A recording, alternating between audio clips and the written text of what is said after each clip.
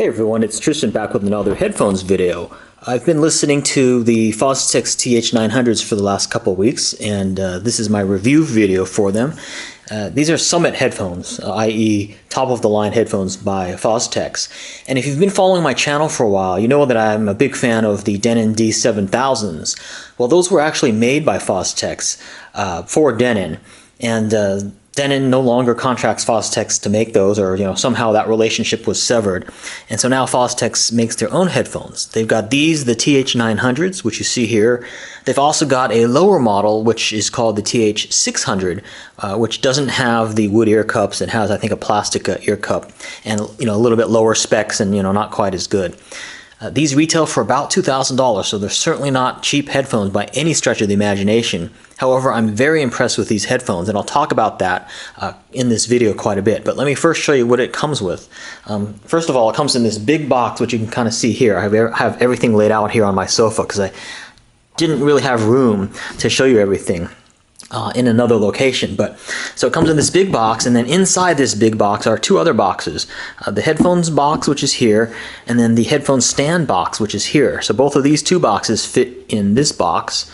And then you've got the headphone stand, which is a nice wooden headphone stand that they include with it. And then you've also got the instruction manual here. But if I open up the headphone box, I can show you just what it looks like inside. All right, I had to cut to open it. But anyway, that's what it looks like. It's got some nice sort of foam in there. So it's just a paper box. It's nothing special in terms of the box. I sort of wish the box was a little bit nicer, especially for the price paid for these headphones. But anyway, I'll put that aside. All right, so now let's take a close-up look at the headphones. These headphones are very similar to the D7000s in terms of the build quality of them. Of course, it's it is definitely a better build quality, and the ear cups are a lot nicer and stuff like that, but it definitely is sort of related to the Denons in terms of the way they look. The cable is a high quality cable, and the connector is very high quality, and this cable is also nice and beefy. I don't think you have to replace this cable at all, and it's also a high quality cable. According to the instructions, in the instructions it says it's a thick 7N oxygen free copper cable. 7N means it has 7 nines, so it's a high quality oxygen copper cable. Now I'm really impressed with these headphones. Although they're closed headphones like the Denons, they don't sound like a traditional closed headphones. They have quite a wide soundstage, and also they have very, very good bass, which I really like. They have sort of a bass boost to them, although they're not super, super boomy. It's a pretty accurate bass boost. So, that's something that I like. They definitely have more bass than the Odyssey LCD2s that I have. And they also have a much better sort of frequency response and sound. And I'd have to say that I like these much better than the Sennheiser HD800s, for instance, in terms of the sound. The sound is just a lot more balanced, and it has that bass boost that I really like. Now, them being closed headphones, they're not really that closed. They don't isolate super well, but they do have some isolation. And all things being equal, I actually prefer a closed headphone because it isolates some of the room noise. Oftentimes my computer's on in the room that I'm listening to the headphones in, or you've got a window open or an air conditioner on or something like that. And having a closed headphone like this really helps for that, because you're going to have better audio quality. So for me, all things being equal, if the Soundstage is equal to or better than open headphone, I would prefer a closed headphone, and these really do fit that bill for me perfectly. Now you might be looking at the wooden housing on these and marveling at how pretty they are, and they really have to be seen to be appreciated. It's a beautiful lacquer finish. And reading the instruction manual here about what it says that the material is called Betula grossa, which is known as a Japanese cherry birch. And it says that tree is a Japanese specialty, and its texture is rigid and dense. It's prized as a fine wood for furniture production.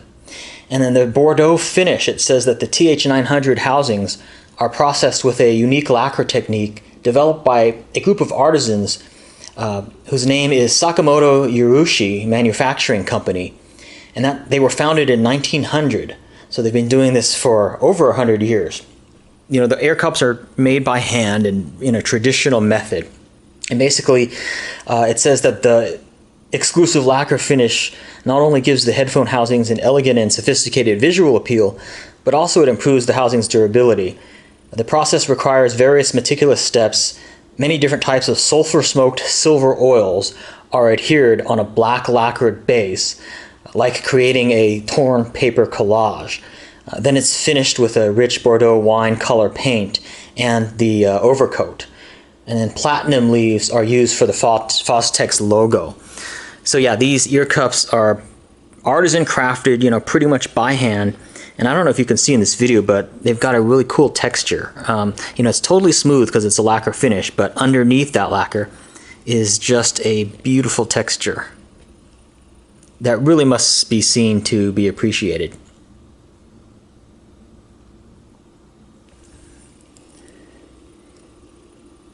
These headphones are very comfortable to wear.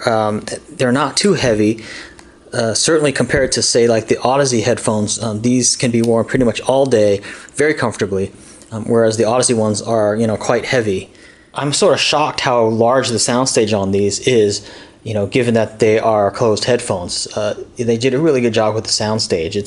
The Soundstage to me rivals that of an open back headphone. The drivers in these are a 50mm driver.